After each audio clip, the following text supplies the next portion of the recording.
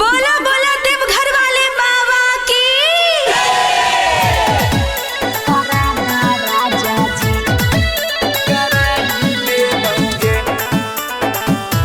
Music by Amarjeet Singh.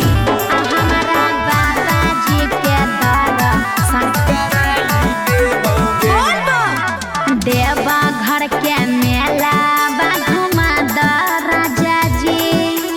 देवा घर के मेला घुमा द राजा जी।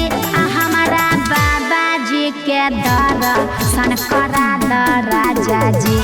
हमारा बाबा जी के दर्शन करा द राजा जी। देवा घर के मेला घुमाई देबौगे। देवा घर के मेला घुमाई देबौगे। चलै भोला जी के दर्शन कराई देबौगे। चलै बाबा जी के दर्शन कराई देबौगे।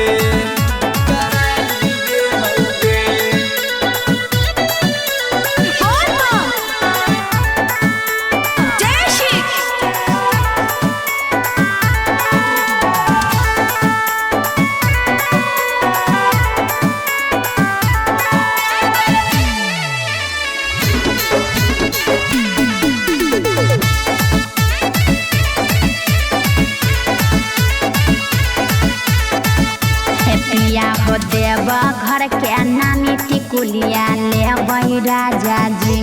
पिया हो पेड़ा पर शादी लेके अबै राजा जी। पिया सुनो ना। पिया हो देवा घर के नामी टिकुलिया ले राजा जी। पिया हो पेड़ा पर शादी लेके अबै राजा जी। गेरुआ रंग के साड़िया मंगा द राजा जी। गेरुआ रंग के साड़िया मंगा द राजा जी। हमारा बाबा जी के दर्शन करा द राजा जी। हमारा बाबा जी के दर्शन करा द राजा जी।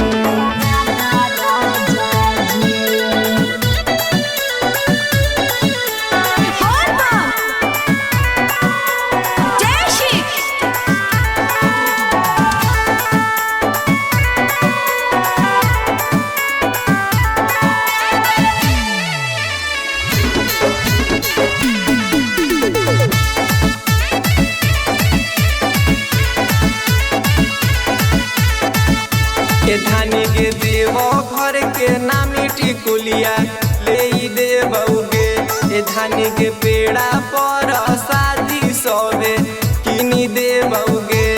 धानी के पेड़ा पर शादी सौदे किनी देबौगे।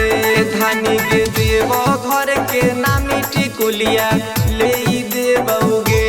धानी के पेड़ा पर शादी सौदे ले देबौगे। चंदन सूचित लाल तोरा घुमाई देबौगे। कुंदन सूचित लाल तोरा घुमाई देबौगे। चलै भोला जी के दर्शन कराई देबौगे।